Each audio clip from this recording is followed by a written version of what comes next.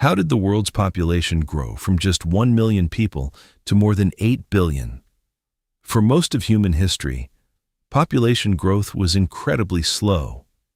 Believe it or not, there was a time when the entire human population was only about 1 million people.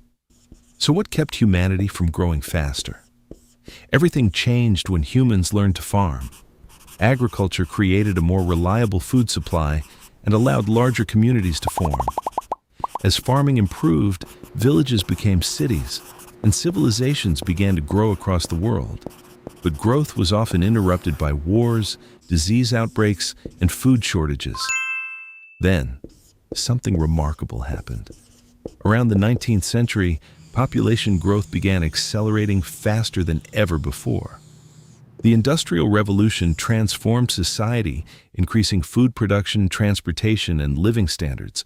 Medical advances helped people live longer and reduce deaths from many diseases. Population milestones arrived faster and faster. Each new billion took less time to reach than the last. In just a few centuries, humanity experienced one of the fastest population expansions in history.